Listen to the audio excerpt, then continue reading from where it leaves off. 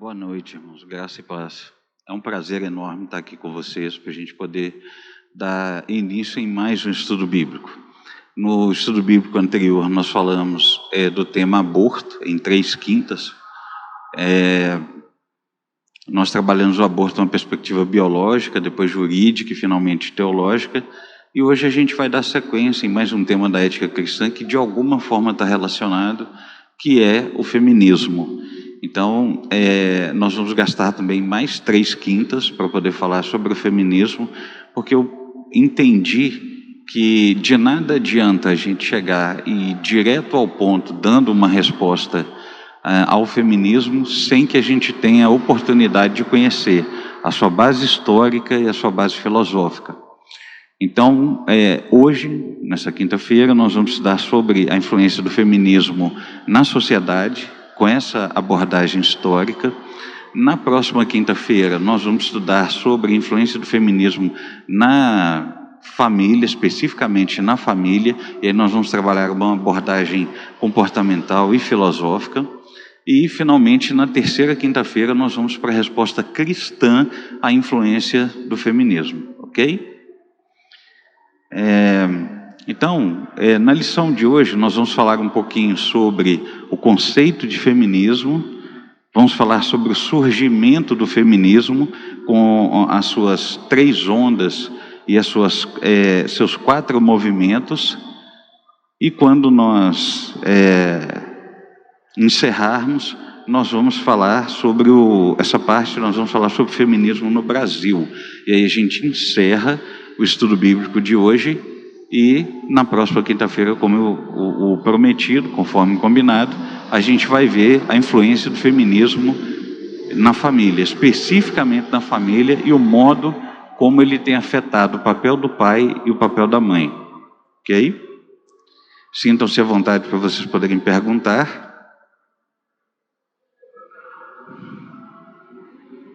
Bom, então, o título do nosso estudo hoje é a influência do feminismo na sociedade. Quando a gente vai falar sobre o feminismo, então a primeira coisa que é bom fazer é definir. Então hoje, dentro desse movimento, eu tenho diversos segmentos, diversos grupos, que têm cada um por objetivo tentar conquistar, executar essas pautas do feminismo, porém com metodologias diferentes. Então, o que seria essa pauta? Essa pauta é aquilo que define o feminismo. O feminismo, então, seria esse movimento que afirma existir uma desigualdade entre homens e mulheres. E por causa dessa desigualdade, a mulher, então, teria ou viveria em desvantagem em diversos campos da vida. Sendo preciso, então, desconstruir essa desvantagem, isto é, lutar através de políticas públicas ou ações diretas afirmativas para que essa igualdade aconteça. Então, essa é a proposta. E aí, como eu disse, eu tenho diversas ramificações que vão tentar colocar em prática esse discurso da igualdade. Então, quando a gente fala que nós temos diversas ramificações, por quê? Porque nós temos alguns grupos de mulheres que elas lutam no campo da política, por exemplo, para promover políticas públicas. Já outros grupos, os grupos mais radicais, são aqueles das mulheres que se despem, apresentam parte do seu corpo nas manifestações como uma forma de revolta ou de reivindicação dessa igualdade de direitos. Há ainda aquelas mulheres que elas vão, de uma forma mais sutil, digamos assim, produzir literaturas a favor do feminismo. Então, cada grupo reivindica e luta e usa a sua metodologia conforme melhor lhe convém, para tentar chegar nessa suposta noção de igualdade entre homens e mulheres. Bom, quando a gente fala então do surgimento do feminismo, Aliás, um pouquinho antes de falar do surgimento, falando ainda sobre o conceito, sobre a presença, hoje praticamente a ideologia do feminismo, ela está presente em praticamente todos os setores da sociedade.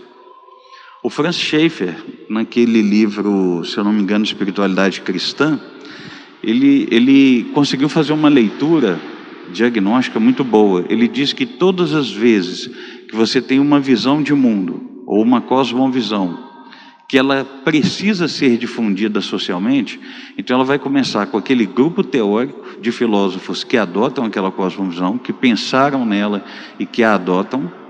Logo depois, esse campo passa para, ou essa ideia passa para as artes, quaisquer que sejam as artes, e aí no nosso caso é muito difundido através de filme, de novela e de outros programas de TV e de internet.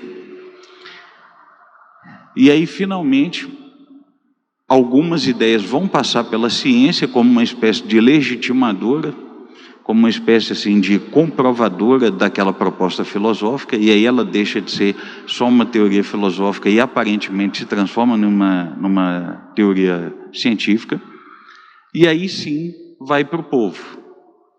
E aí as pessoas, como supostamente não contestam a ciência, aparentemente tudo que a ciência diz é legítimo, então há uma mudança de cultura de uma forma muito gradual, até que se chegue à nova forma de pensar. Então, quando você pega, por exemplo, exemplos de empoderamento feminino, exemplos da noção feminista de revolução sexual, esse tipo de coisa, tem um livro que foi escrito na década de 1930, de um autor chamado H.G. Wells. Esse sujeito, o modo como ele concebia o mundo e o modo como ele propunha a sociedade, ele já chegou para nós, quer dizer, o livro, claro, o livro foi escrito em 1930, mas essas ideias chegam para nós já com uma base muito concreta. Em 1930, um livro que era visto como uma espécie de ficção científica, jamais seria concebido essa revolução. Hoje, essa revolução é uma coisa que já acontece. Então, o feminismo está presente em praticamente todos os setores, e o modo de ele se tornar presente é justamente esse campo proposto pelo Francis Schaeffer. Ele começa na filosofia, passa pelas artes e pela mídia, passa pela ciência e finalmente chega a nós. Bom, então agora falando sobre o surgimento do feminismo,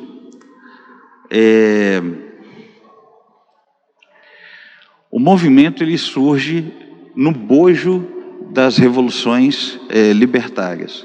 Então, quais foram as revoluções libertárias? A Revolução Francesa e a Revolução Americana.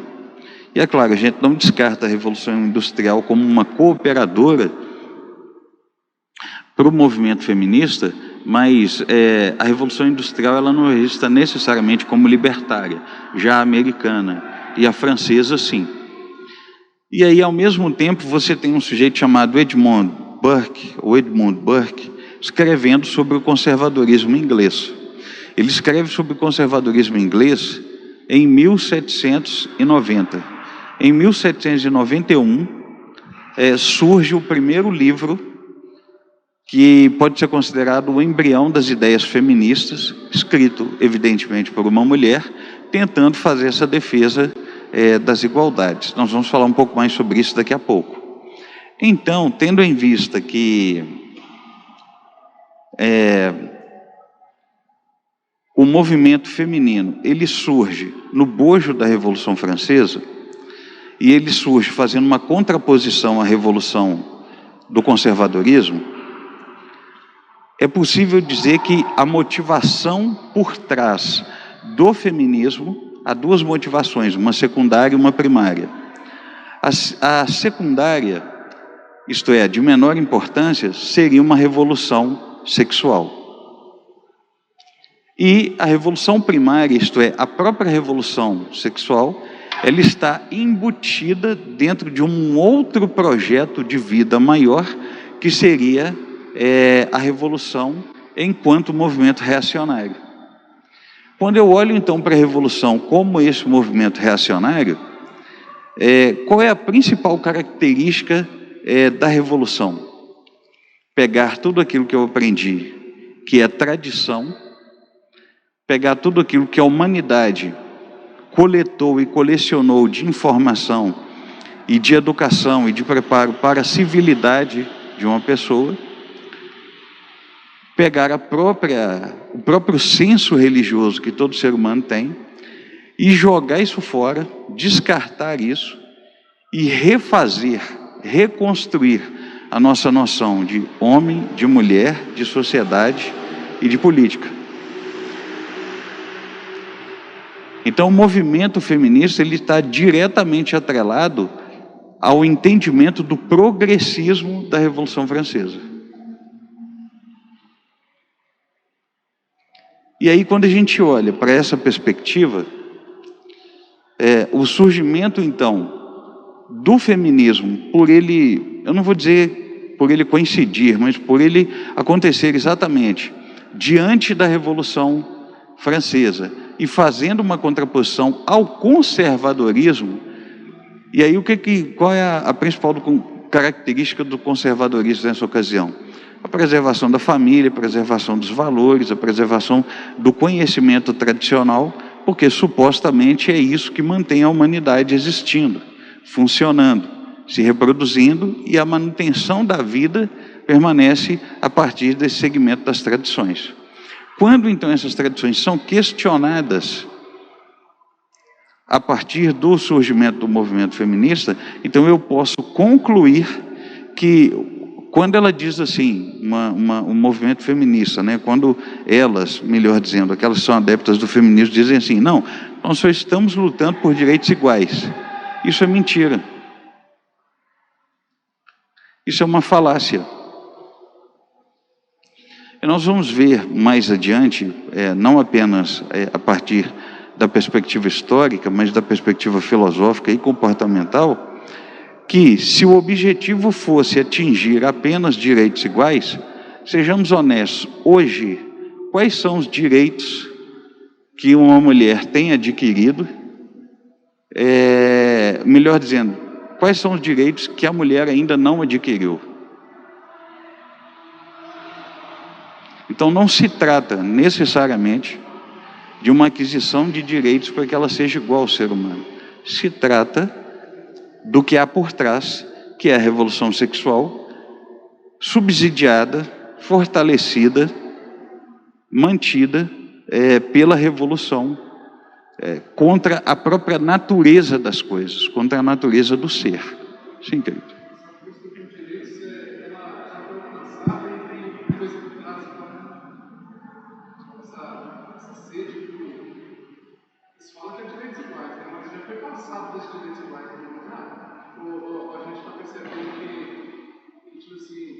A lei hoje favorece mais o caso da mulher do que o próprio homem, né? Ou seja, já estava alcançado há muito tempo, né? Olha, quando essas leis foram alcançadas, eu não vou saber te dizer, mas sei te dizer que a maioria delas foi alcançada.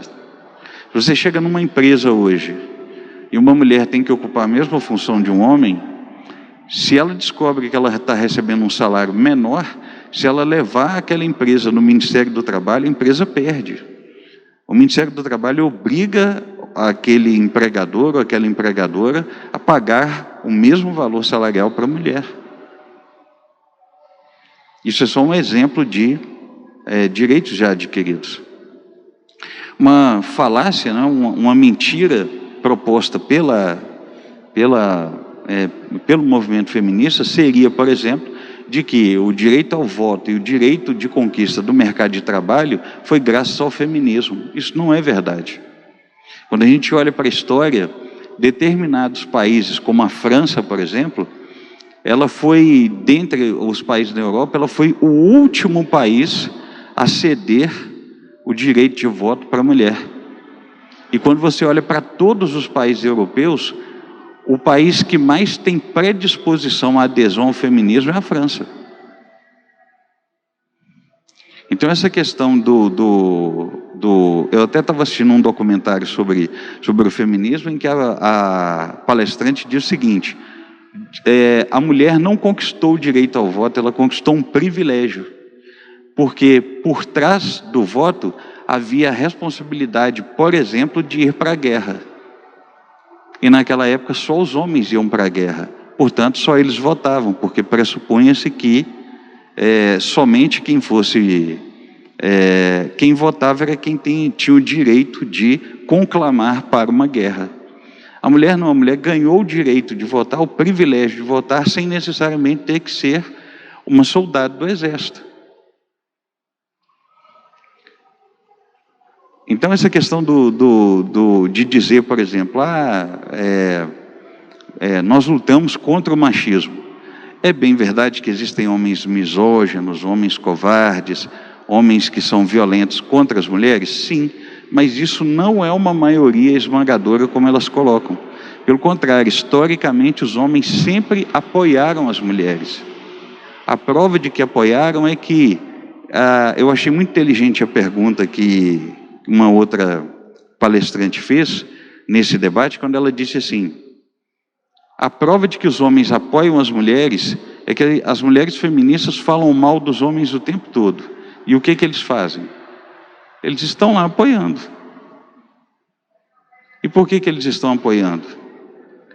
Porque é da natureza do ser humano, no caso do homem, ele foi planejado, programado, digamos assim, pelo próprio Deus, para dar o suporte e o apoio que a mulher precisa. Então, que homem é esse que é misógino, que é covarde, que maltrata a mulher?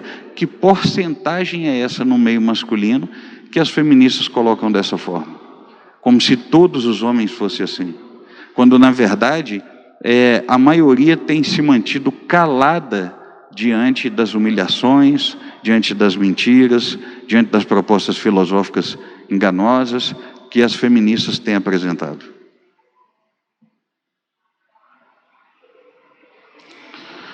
Bom, então, vamos voltar aqui para o surgimento do feminismo. Como eu disse, o feminismo vai nascer nesse berço de revoluções libertárias, como a Revolução Francesa e a Revolução Americana. Mas, curiosamente, ela não começa com uma mulher. O feminismo começa com um homem, um sujeito chamado William Godwin. Esse William Godwin, ele era uma espécie assim de revolucionário, e aí ele começou a escrever determinadas ideias a respeito da igualdade entre homens e mulheres, baseado num tripé, no princípio de liberdade, igualdade e razão. Supostamente, através do exercício da liberdade, da igualdade e da razão, homens e mulheres deveriam ser iguais. Então, quem é o primeiro a escrever sobre isso? Um sujeito chamado William Godwin. E aí, surge ainda no século XVIII, então, o que nós chamamos de o primeiro movimento do feminismo, que seria o protofeminismo. Apesar de que a própria expressão protofeminismo é uma leitura posterior, uma interpretação posterior desse evento, o que o protofeminismo pedia? Não existia ainda a militância para o mercado de trabalho, ou para que a mulher se envolvesse com a política e, consequentemente, com o voto. Então, qual era a pauta do protofeminismo, que começou a ser difundida por esse William Godwin, e aí as mulheres começaram a aderir? A pauta, então, era lutar contra a monogamia, contra o casamento e defender a liberdade sexual das mulheres. Note, em pleno século XVIII, já se reivindicava essa desvinculação entre maternidade e sexualidade. Desde quando Deus criou o primeiro casal até o presente momento, para quem é regenerado, para quem crê em Deus, para quem crê que Ele é Senhor, para quem crê que Ele é o Criador da família, estava estabelecido, o próprio Deus estabeleceu o papel da família e, evidentemente, o papel do homem e da mulher. Então, para quem é regenerado, é sabido que a pessoa só pode ter relacionamento sexual depois que ela estiver casada. Isso é o verdadeiro gesto de amor. Esse é o verdadeiro gesto de amor. Eu estou com uma única pessoa, então há alegrias, mas também há tristezas, há bonanças e facilidades, mas há dificuldades. Há renúncias da minha parte e renúncias da parte dela. Então o amor é uma decisão que você toma de estar com aquela pessoa e de construir essa relação. Aí vem o movimento feminista e fala, por exemplo, em poliamor. Não é poliamor, deveria ser chamado de polissexo. Por quê? Porque se eu tenho a suposta liberdade sexual de dormir com quem eu quiser e de me relacionar com quem eu quiser, então eu não estou amando essa pessoa, estou apenas suprindo e cumprindo uma necessidade biológica primária. Só isso. Então, quando a gente olha para o protofeminismo, ele já começa reivindicando o fim do casamento, começa reivindicando o fim da monogamia e, consequentemente, o fim da privacidade sexual em troca da liberdade sexual.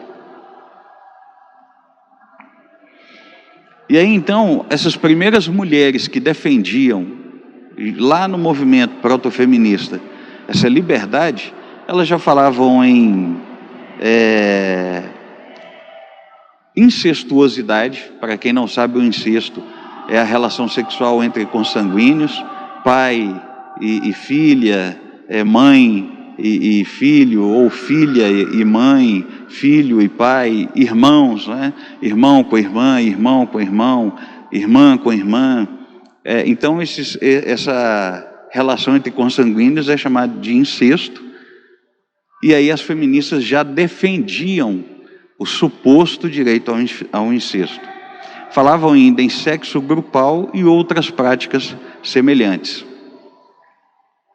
E aí essas ideias da deterioração, da monogamia, do casamento e a defesa da liberdade sexual serviram como pano de fundo, serviram como semente, serviram como embrião para as feministas posteriores, quando vão surgir aí depois a primeira, segunda e terceira onda.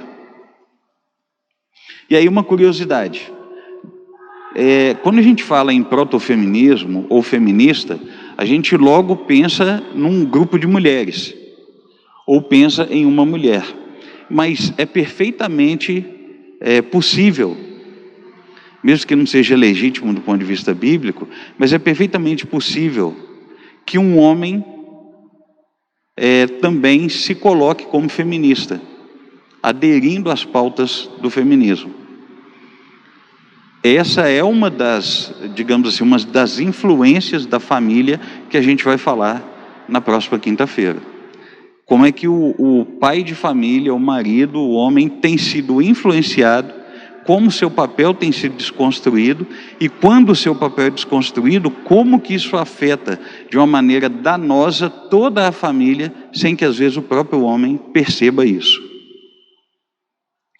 Então, uma curiosidade é que um dos primeiros protofeministas, isto é, já intitulados protofeministas, foi um sujeito chamado Marquês de Sades, Marquês de Sade, está no singular, cujo nome, Sade, foi usado então para derivar o termo sadismo e sadomasoquismo, que são aqueles fetiches que envolvem violência na relação sexual.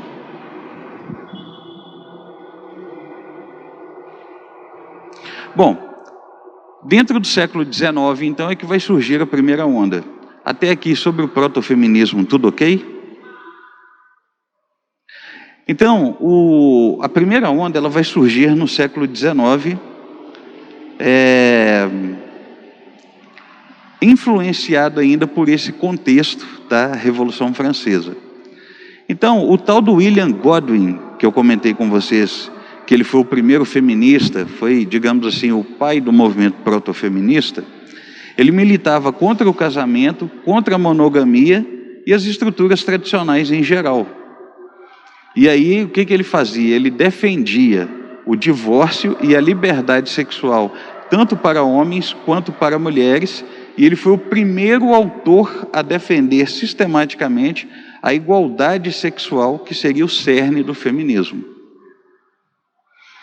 Mas é muito importante que a gente considere que esse William Godwin e mais os primeiros feministas, as primeiras feministas, esse povo foi influenciado pelas ideias de Karl Marx.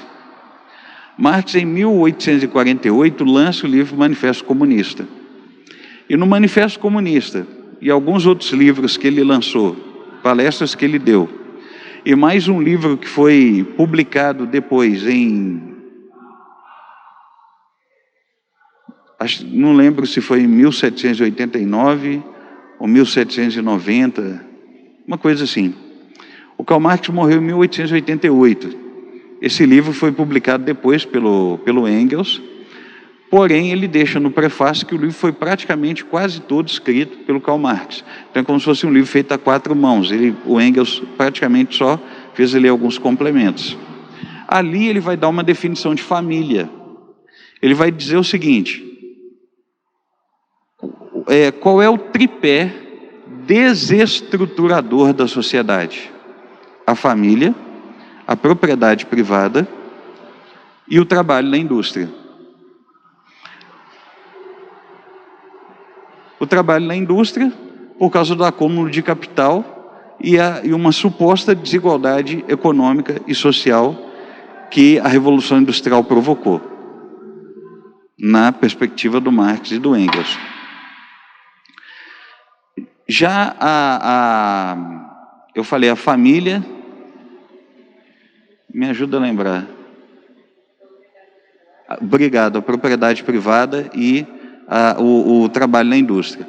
A propriedade privada, ela decorre da formação familiar.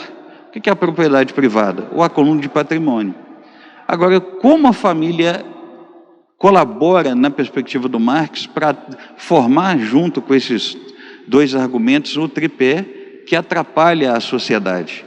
Porque ele vai dizer que o homem, em algum momento da evolução, domina a mulher e a escraviza, transformando-a em dona de casa e mãe. E aí ele coloca a mulher em casa com os filhos, e aí a mulher e os filhos fazem parte do patrimônio de conquista dele. Quer dizer, é uma definição de surgimento de família 100% antibíblica. Desconsidera totalmente a palavra de Deus. Então, para você viver numa sociedade em que homens e mulheres são iguais, como é que você tem que fazer? Você tem que começar destruindo a família tradicional. E como é que você destrói? Destruindo as bases filosóficas que a justificam. O papel do pai, o papel da mãe, o papel do esposo, o papel da esposa. Simples assim. Então, quando você tem essa destruição da família, qual é a outra forma de você argumentar que uma família precisa inexistir? Aprovando o divórcio e aprovando a liberdade sexual da mulher. Desvinculando essa liberdade sexual da maternidade. Daí o aborto ser uma pauta de defesa do feminismo, daí a pílula anticoncepcional ser uma pauta de defesa. Por exemplo, a pílula, ela é concebida filosoficamente nesse livro do H.G. Wells. Ou seja, em 1930 jamais se conceberia isso. Por quê? Porque aparentemente é ficção científica. Aí você tem, na década de 70, o surgimento da pílula, 40 anos depois. Como é que é isso? Viu que interessante? 40 anos depois você tem o surgimento de uma coisa que até então era ficção científica. E tudo não apenas com o propósito político do controle populacional, mas a proposta filosófica da liberdade sexual. Para quê? Para que a família continuasse sendo atacada, diluída, até que ela pudesse ser completamente dissolvida.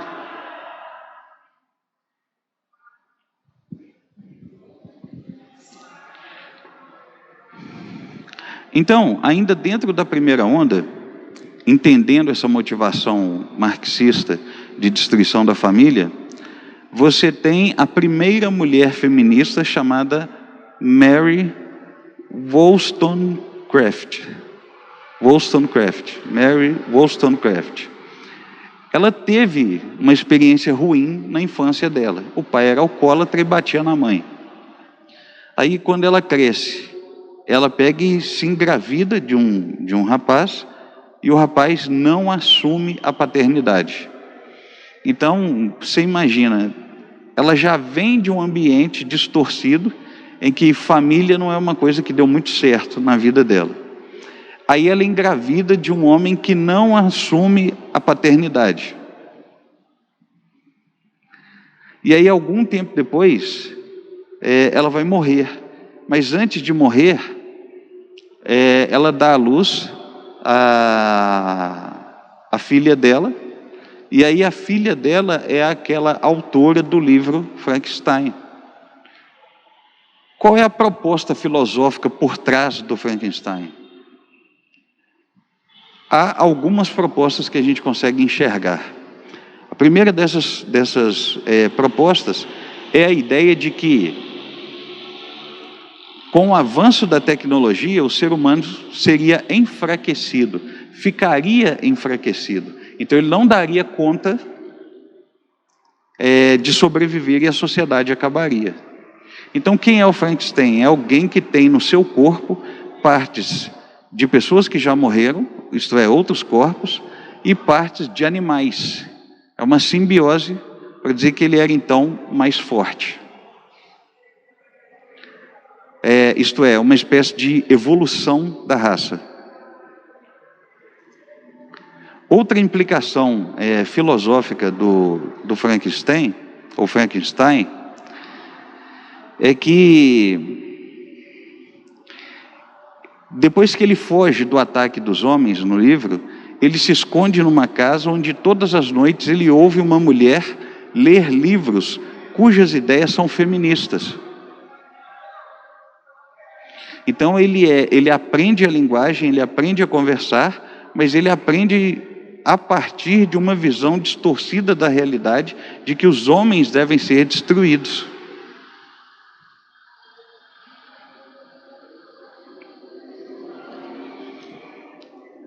Então, a principal das ideias do feminismo, agora na primeira onda,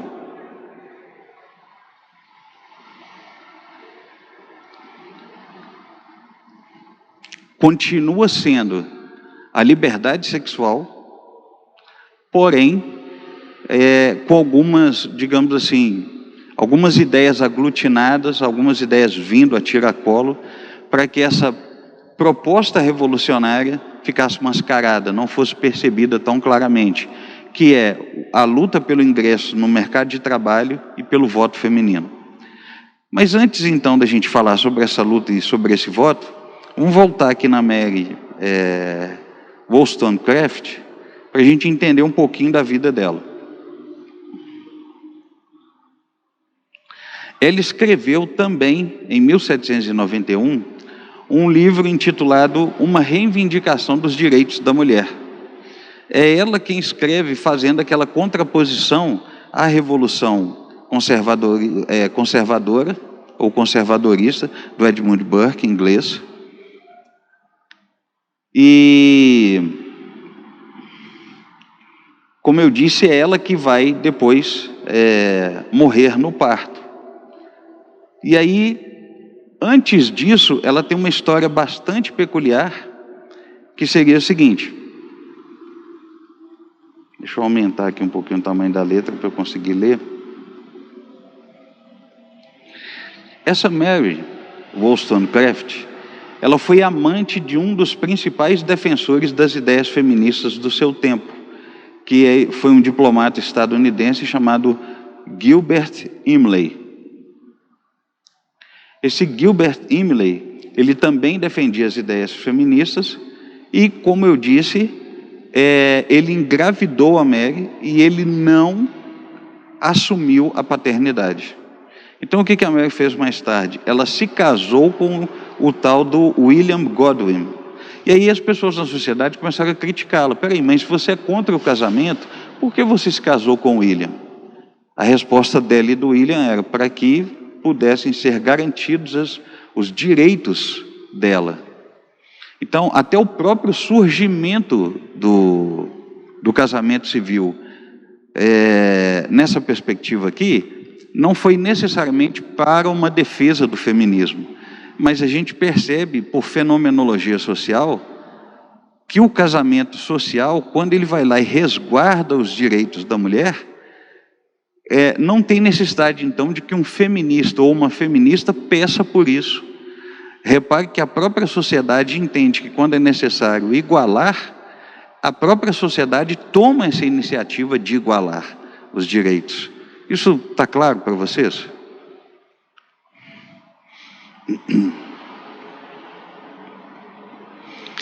Então as pessoas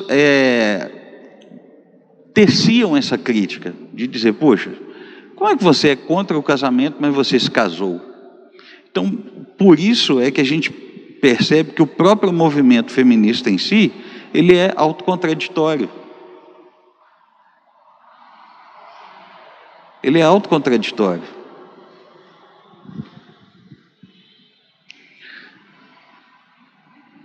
O próprio modo como ele começou e a própria reivindicação, ou as reivindicações que essa Mary fazia, mostram que o movimento é autocontraditório. E aí vamos entender um pouquinho agora o que significa essa luta pelo ingresso da mulher no mercado de trabalho e a luta pelo voto feminino. São 3 parágrafos aqui que eu gostaria de ler para vocês, mas são 3 parágrafos pequenos que trazem uma explicação detalhada dessas reivindicações aqui da primeira onda. Então, antes do século XIX, a grande maioria das pessoas trabalhava no próprio campo ou nas fazendas dos outros. Isso significa o quê, então? Que não é que a mulher não trabalhava, ela não precisava trabalhar fora.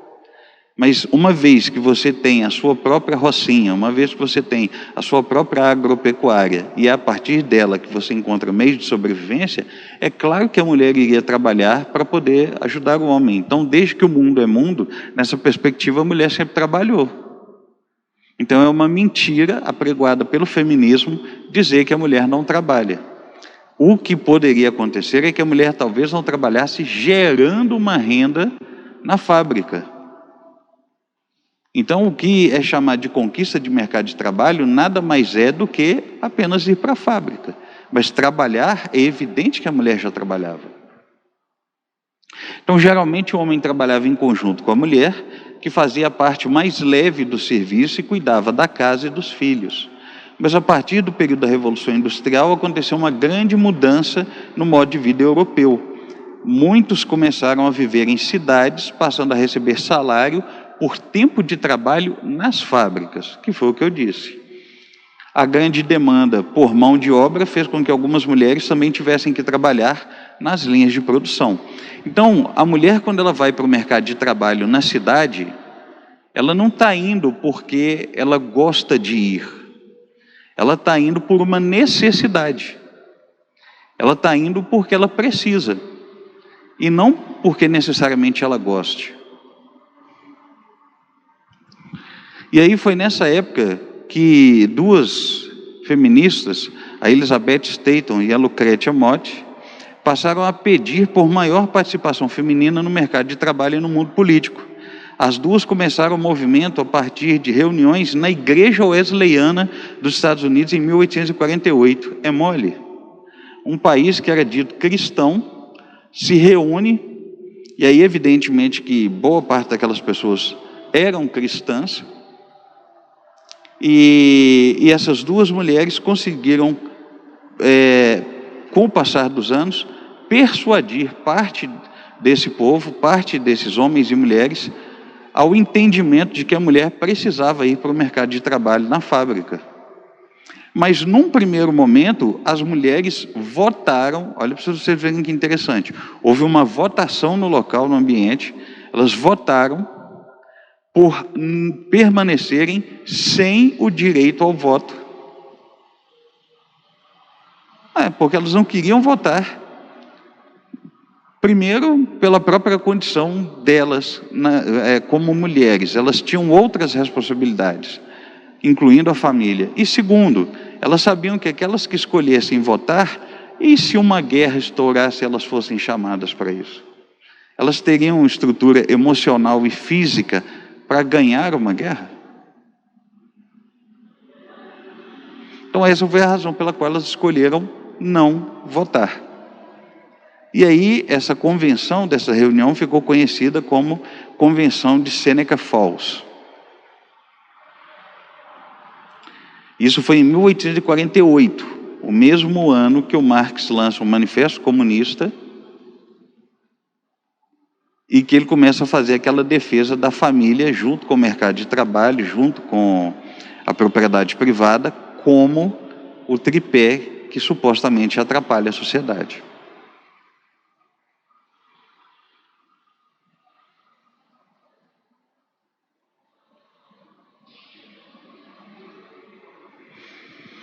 Então, agora uma curiosidade sobre a primeira onda.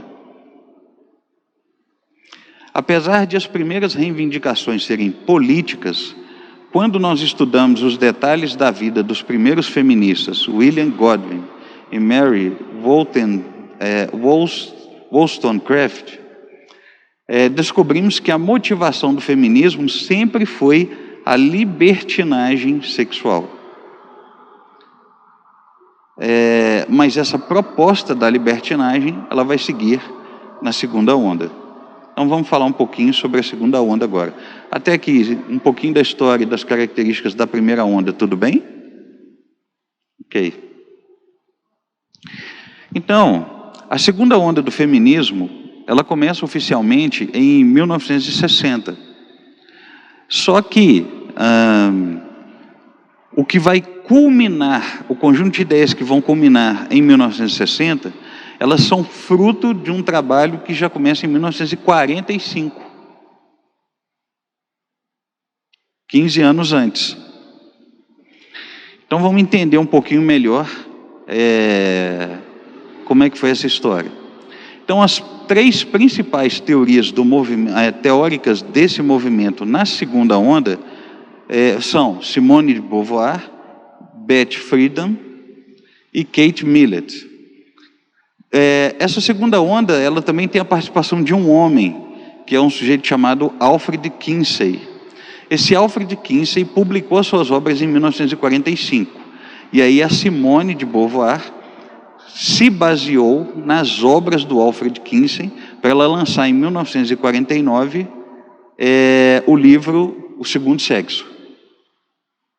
Falando então, e aí é a partir da Simone de Beauvoir que a gente tem aquela proposta de que não se nasce mulher, torna-se mulher a partir de uma convenção social opressora. Então, você pode notar que há uma gradação nos objetivos do feminismo, mas uma gradação descendente, uma gradação que tende a descer de propósito, isto é, de piorar cada vez mais. Na primeira onda você tem mulheres reivindicando direitos, supostamente reivindicando direitos iguais aos dos homens. Na segunda onda você tem uma reivindicação do direito pela libertinagem sexual. E, claro, quem está usando o termo libertinagem sou eu. Eles vão usar o termo liberdade sexual. E aí uma gradação que piora, uma gradação descendente, que seria a ideia de, no primeiro momento eu me reconheço como mulher.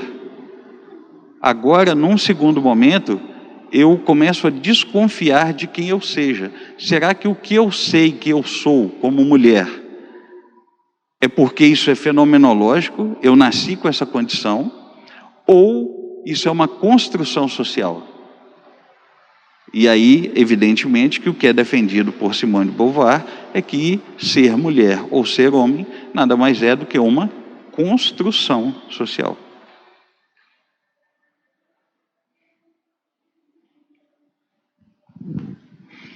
E aí nós temos algumas consequências em relação a isso, né? Por exemplo, a principal das consequências é o que chamaria de negação da realidade.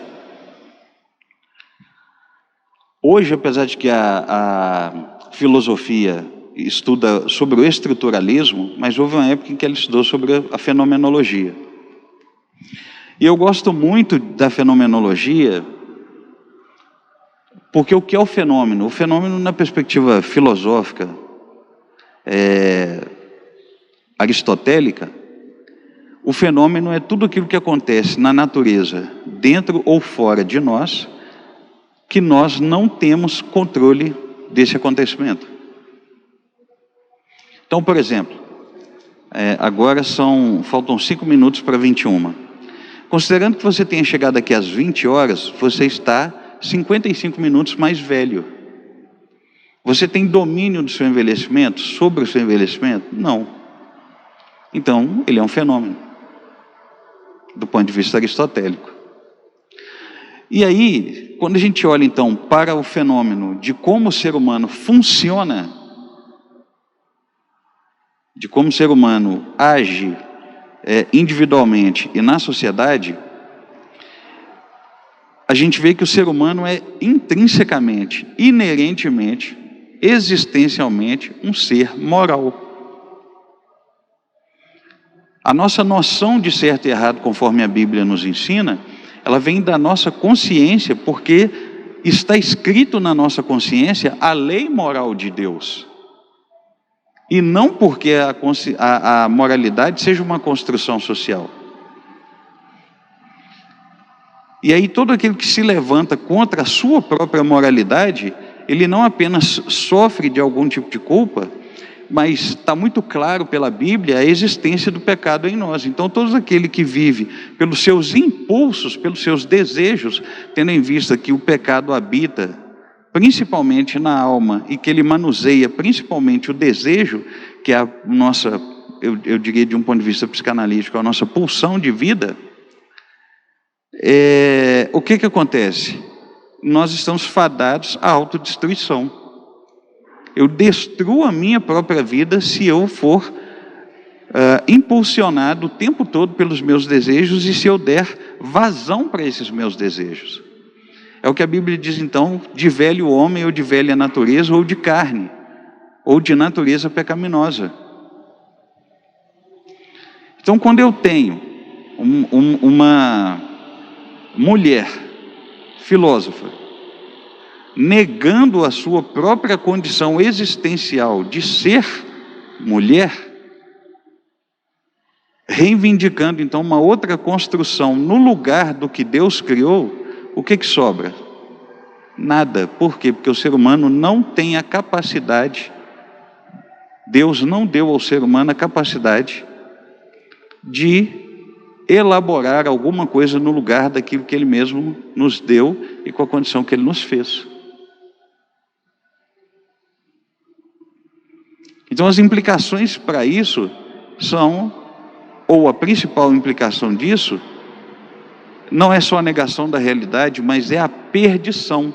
Quando você vira hoje para uma criança e diz para ela, você pode ser o que quiser, homem ou mulher, e do jeito que você quiser, falta para ela o quê? Parâmetro.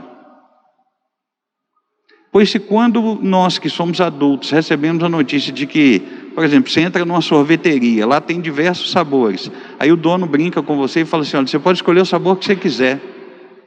Você já fica atordoado olhando de um lado para o outro. Qual é sabor que você vai pegar? Geralmente o que você faz? Você olha para o colega ao lado e pergunta: o que você pegou? Ou qual sabor você pegou? Ou você vira para o dono e pergunta: qual você me sugere? Por quê? Porque o ser humano tem essa necessidade de disciplina e de organização e de parâmetros. Esses parâmetros são universais, no sentido de que eles estão existencialmente, moralmente presentes em todo ser humano. Então, negar isso é negar a própria condição de existência, de realidade. E isso foi o que a segunda onda trouxe, com a questão da revolução sexual e da desvinculação da sexualidade feminina com a sua maternidade. Para vocês terem uma ideia de como são as coisas, olha o que a Simone de Beauvoir, que namorava um filósofo existencialista ateu chamado Jean-Paul Sartre, escreveu.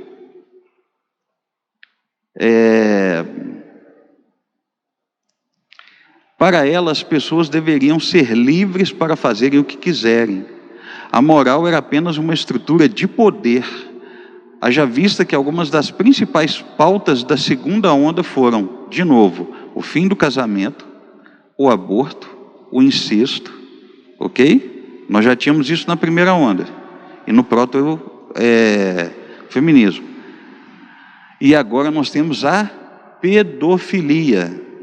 Segundo Simone de Beauvoir, as crianças de 11 anos já eram consideradas sexuais, mesmo que não tivessem alcançado a puberdade. Então, o Jean-Paul Sartre e a Simone de Beauvoir faziam parte, inclusive, de um partido político filosófico chamado Frente de Liberação da Pedofilia.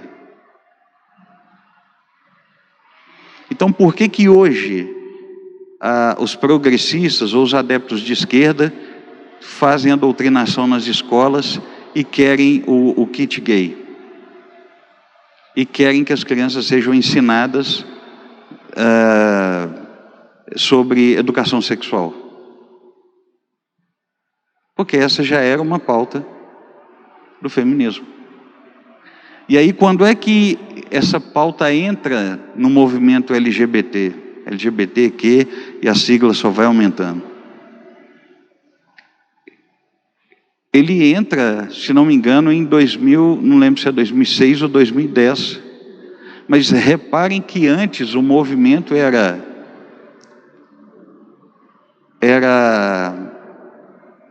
GLBT.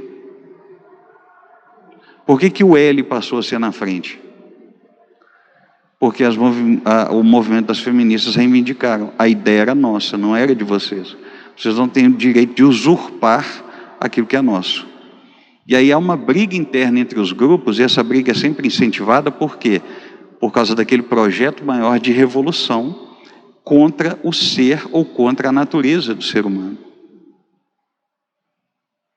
Revolução só é revolução se ela é efervescente o tempo todo. O dia que alguma coisa concorda com a outra e para, acabou a revolução, então deixa de ser revolução. Então olha como que as coisas estão filosoficamente e sutilmente atreladas, e às vezes a gente não percebe.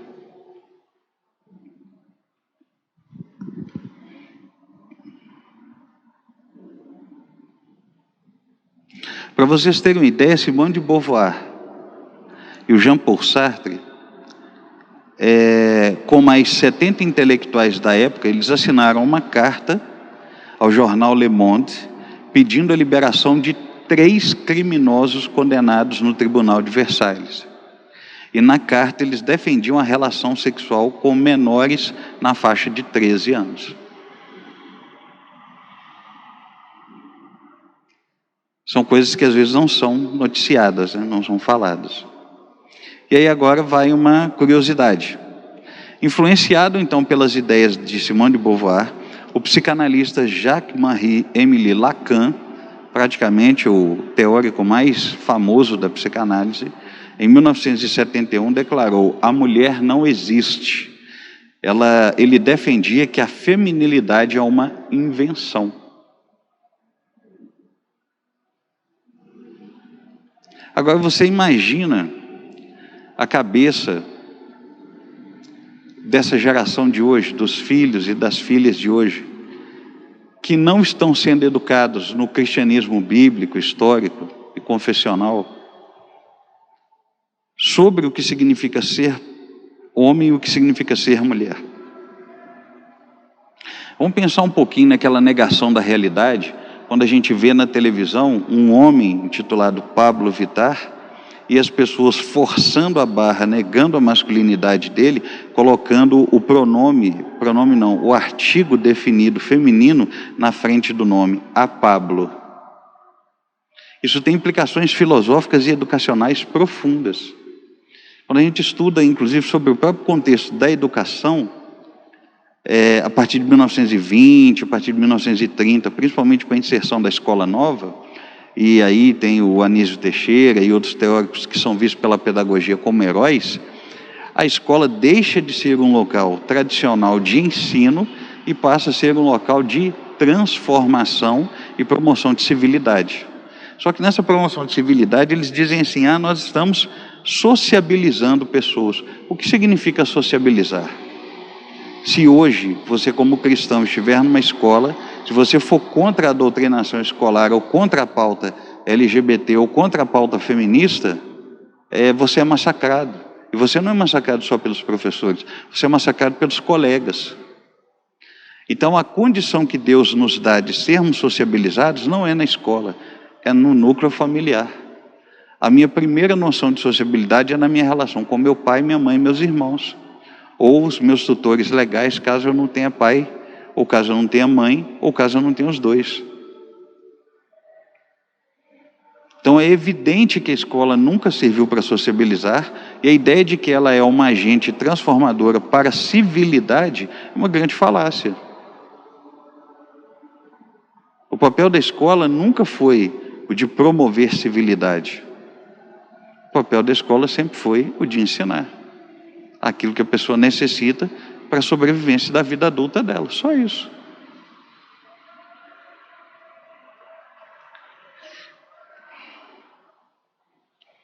Bom, e aí agora vamos falar um pouquinho sobre a terceira onda, sobre o proto-feminismo, primeira e segunda onda, está tudo ok? Então a terceira onda, o desenvolvimento das pautas, da segunda onda, que, como eu disse, foram a tentativa de inserção no mercado, o direito ao voto, acabar com o casamento e a revolução sexual, incluindo a pedofilia, levaram automaticamente à terceira onda, que é a ideologia de gênero. Quem é adepto dessa proposta não chama de ideologia, vai chamar de teoria de gênero, que é a proposta de que você não nasce homem ou não nasce mulher, você vai sendo construído socialmente. Daí aquela ideia, por exemplo, que a Simone de Beauvoir coloca, que se você pusesse meninos e meninas para ter uma mesma aprendizagem, eles cresceriam como iguais. Tem até um documentário proposto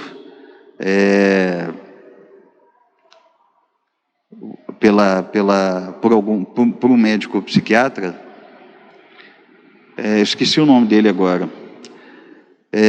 Tem até o registro dele na internet de que ele aderiu a essa proposta do movimento feminista, e aí ele disse o seguinte: de fato você não nasce nem homem nem mulher, então se você pegar um menino e educá-la como uma menina, quando ele crescer ele se comportará como uma mulher.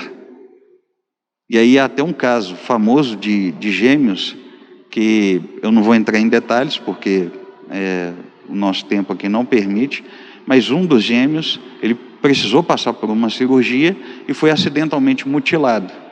Então, ele cresceu com os pais o ensinando como se ele fosse uma menina. Aí, na idade adulta, ele assumiu a masculinidade dele, só que ele não deu conta de se ver mutilado e da educação que ele recebeu, então ele suicidou. E o irmão dele, que não havia sido mutilado, vendo aquela situação, se envolveu também com drogas e suicidou, só que no caso dele foi por overdose. Então a proposta do gênero é basicamente a de que você pode ser o que você quiser. Você pode ser homem, você pode ser mulher. E aí a gente tem visto alguns fenômenos sociais que eles são contrários, eles mostram que há uma contradição na proposta da ideologia de gênero. Por exemplo, essa semana minha esposa me passou uma reportagem de que um homem que é transexual, isso é, ele se diz mulher, então ele está preso numa penitenciária lá dos Estados Unidos. E aí ele está preso junto com outras duas mulheres. E ele engravidou as duas mulheres. Nessa hora a gente até caçoa, né? Provavelmente ter sido preso curou ele, porque ele finalmente entendeu que ele é homem. Ele engravidou as duas mulheres que estavam lá com ele. Agora a questão é, se ele se diz mulher, como é que esse fenômeno acontece? Isso não contando o outro exemplo que eu já dei aqui, que é verídico, de um homem que queria fazer parte de uma convenção de feministas. Aí ele dizia o quê? Que ele se sentia como mulher, então ele queria participar. O problema é que ao longo da convenção, ele se relacionou sexualmente com várias mulheres. E aí um grupo descobriu e queria expulsá-lo. Aí ele falou, não, eu me sinto mulher, mas meu lado mulher é lésbica.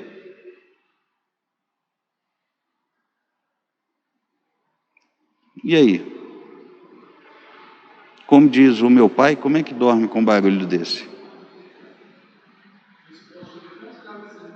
Oi?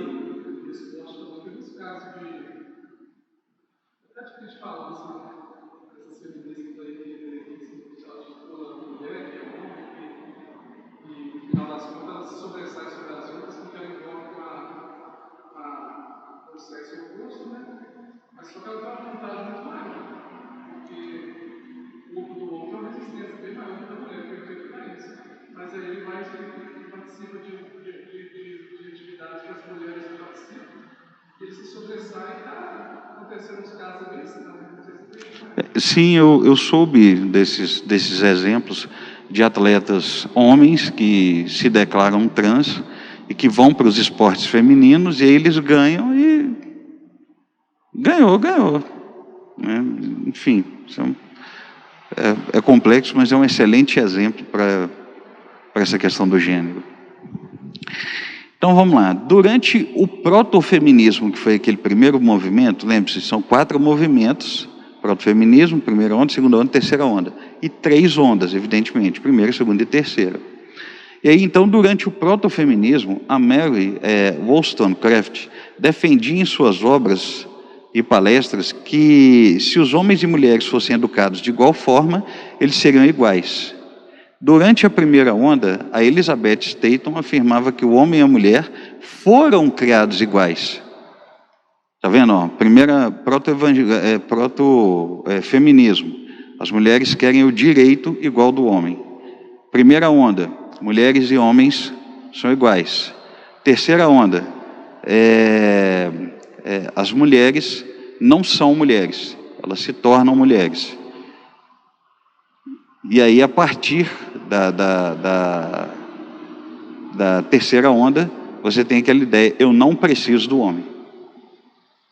Mas eu também, e aí o feminismo se divide.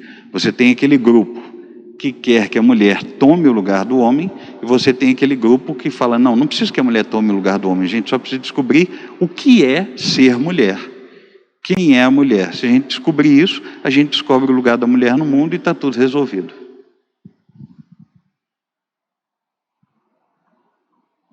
E aí essa ideologia de gênero, a principal teórica dessa terceira onda é a Judith Butler. Agora vamos falar um pouquinho sobre o feminismo no Brasil. Então, o movimento feminista no Brasil, ele surgiu também no século XIX, com a luta pela educação feminina, pelo direito ao voto e pela abolição dos escravos. Eu acho engraçado que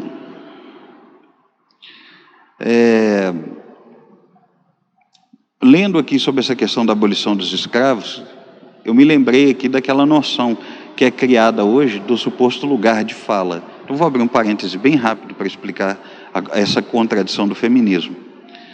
O feminismo argumenta o seguinte: eu só tenho lugar de fala, isto é, eu só tenho oportunidade de opinar se eu tiver tido a experiência. Então, como eu não sou mulher e como eu não engravido, eu não tenho condição de falar com nenhuma mulher sobre o feminismo ou sobre a sua condição existencial.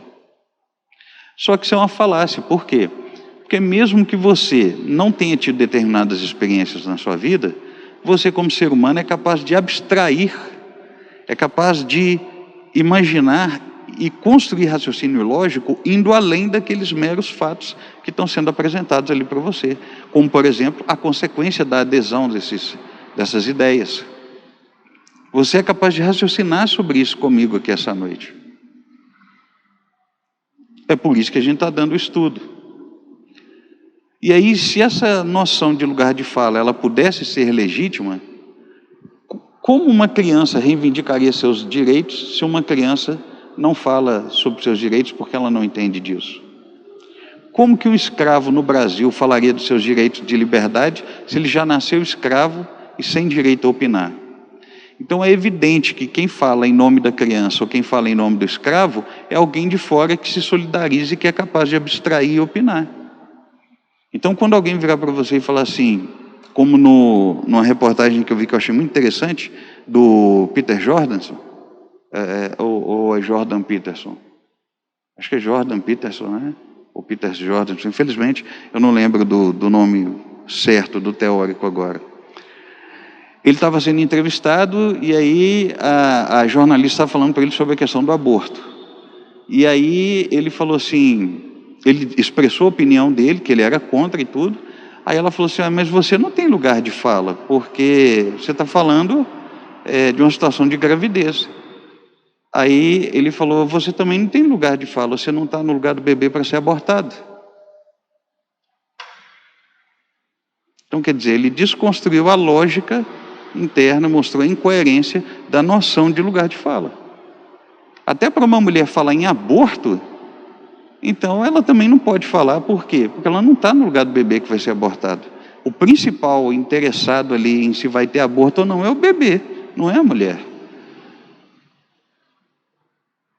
Então é uma contradição. Então, fechando o parêntese e voltando para a condição do feminismo no Brasil, contexto feminismo no Brasil. Então, no século XIX, a mulher brasileira ela enfrentava, sim, as suas desigualdades sociais e econômicas.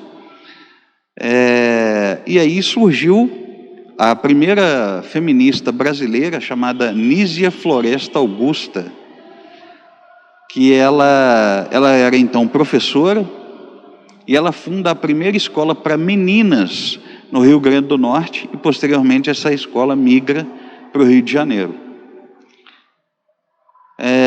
E aí a proposta é a mesma: liberdade sexual, contra o casamento, contra a monogamia. E junto disso, a reivindicação ao voto e a abolição dos escravos. Então, o que precisa ficar claro em se tratando do feminismo no Brasil? É que, desde a época da Anísia até hoje, no Brasil se luta contra a erradicação de violência doméstica, maior representatividade política, direito à amamentação em lugares públicos, direito ao aborto e o fim de uma cultura que coloca a mulher como submissa ao homem. É verdade que no Brasil ainda existe problema de violência doméstica? Sim. Mas não é o feminismo que vai resolver isso. Quando você, só dando uma canja aqui do que nós vamos trabalhar na terceira quinta-feira, quando você olha para as pautas do feminismo, você descobre que tem muita proposta que é anticristã. Mas você também encontra algumas propostas que você já encontra na Bíblia. Então você não precisa ser feminista para reivindicar essas propostas. Basta você ser bíblico. Pedir para acabar com a violência doméstica. Pedir para maior representatividade política, pedir para a mulher ser tratada com respeito, não precisa de você ser feminista, basta você ser bíblico, basta você ser cristão.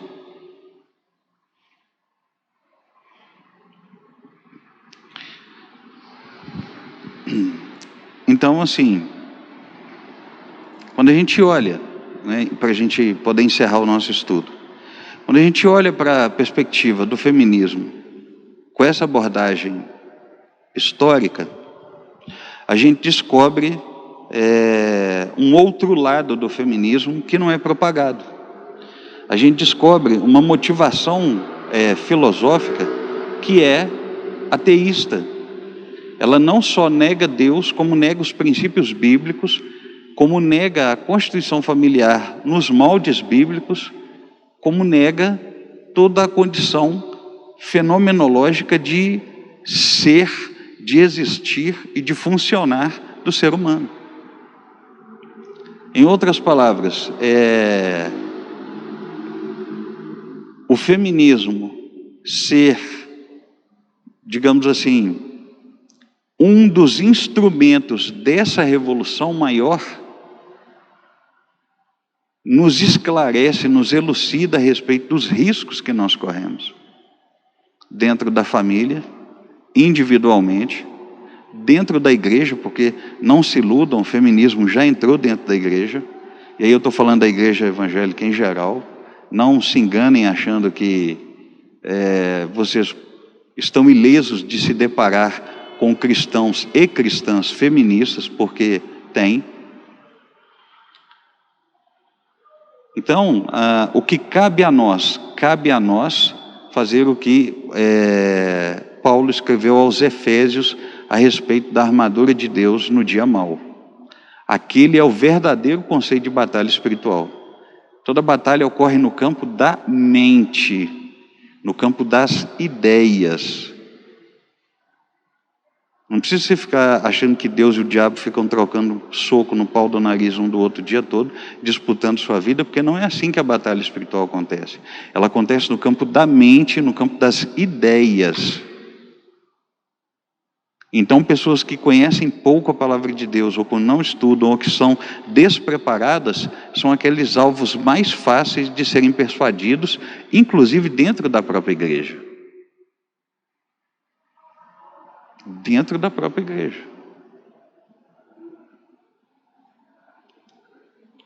Então, como eu disse, não pensem que não está presente, porque já está. Como é que resolvemos isso? Nos revestindo da armadura de Deus. Quando falamos do capacete da salvação, nós estamos falando da consciência de que Deus já nos salvou. E crermos nisso e nos apegarmos a isso com afinco, e não com aquela luta que muitas pessoas ficam de hoje eu estou salvo, hoje eu não estou, aí um dia escreveu meu nome no livro da vida, no outro dia apagou. Haja lápis e borracha todo santo dia para escrever e apagar o seu nome do livro da vida.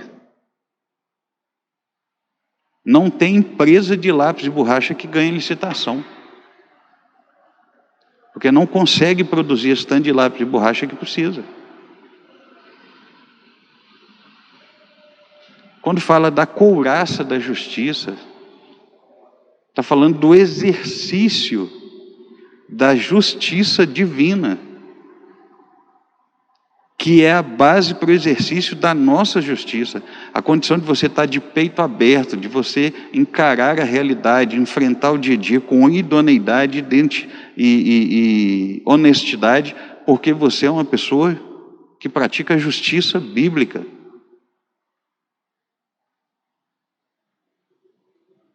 O escudo da fé, para quê? Para que quando você for atacado por essas ideologias, você consiga resistir a partir da sua fé em Deus. Como Hebreus capítulo 11, verso 6, que diz que aquele que crê em Deus, é necessário que creia que Deus não apenas existe, mas é recompensador, é galardoador daqueles que nele creem. E finalmente, o calçado, a sandália do Evangelho da Paz, isto é, você continua caminhando na sua vida, proclamando o Evangelho para aqueles com quem você tem contato. E aí essa batalha espiritual no dia mau, isto é, nós sabemos que não é todo dia que é mau. Nós sabemos que tem dias que são mais difíceis que os outros. Então naquele dia que é mau, você está revestido dessa armadura para lutar contra essa ideologia que é o feminismo e a sua proposta de destruição da existência humana, a erradicação. No documentário que eu estava assistindo, os professores chegam a predizer, não num sentido profético, né, mas no sentido de fazer o diagnóstico, a leitura, eles dizem assim: se continuar desse jeito, isto é, se Deus não tomar conta e não preservar o seu povo e a sua igreja, o feminismo, junto com todas as suas pautas, vai contribuir para a erradicação da vida humana, da raça humana. Que é aquilo que eu disse, nós temos impulsos pecaminosos em nós, que se nós seguirmos o nosso desejo, nós nos destruímos em muito pouco tempo. E todos esses impulsos, eles são estimulados, incentivados, quando a gente olha para as pautas do feminismo. Terminar o casamento, destruir a monogamia, liberar o sexo livre, e incluindo a própria pedofilia. E a desconstrução da sua condição biológica e da sua condição psicológica e existencial e espiritual, que é ou ser homem ou ser mulher.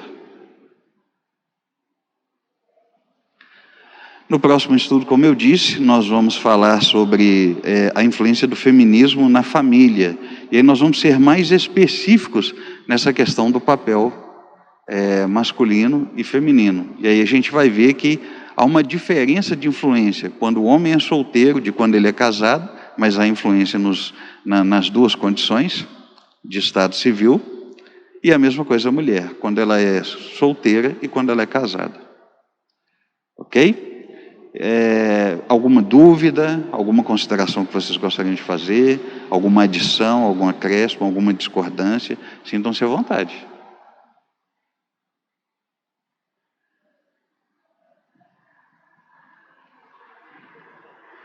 Bom, então eu imagino que esse silêncio é igual ao silêncio dos inocentes, né, no filme. É brincadeira, esse silêncio é a concordância, né, a compactuação daquilo que foi dito. Em vistas disso, vamos orar para a gente poder encerrar o nosso estudo bíblico de hoje. E se o Senhor Jesus nos der vida e saúde, na próxima quinta a gente continua o estudo. Amém? Ó Deus, em nome de Jesus, nós te damos graças pela tua bondade, pela tua misericórdia. Obrigado, Senhor, porque temos em quem nos apegar, que é o Senhor. Temos princípios, temos valores que vêm da palavra de Deus e que alicerçam a nossa fé e que nos ajudam a compreender os ataques que nós temos recebido. Eu te peço, meu Deus, que o Senhor tenha misericórdia de cada um de nós, meu Deus. Não nos deixe ser engolidos, tragados pela ideologia de gênero ou pela questão do feminismo. Te peço ainda, meu Deus, que o Senhor abençoe a cada um dos internautas que assistiu, que o Senhor lhes conceda graça, descortine, ó Deus, o seu entendimento e ajude a cada um deles, meu Deus, a ter a percepção bíblica correta da realidade para a glória do teu santo nome. E se o Senhor assim nos permitir, que possamos estar aqui na próxima quinta para aprendermos mais um pouco, em nome de Jesus. Amém, amém e amém. Muito obrigado, Deus abençoe a vida de vocês.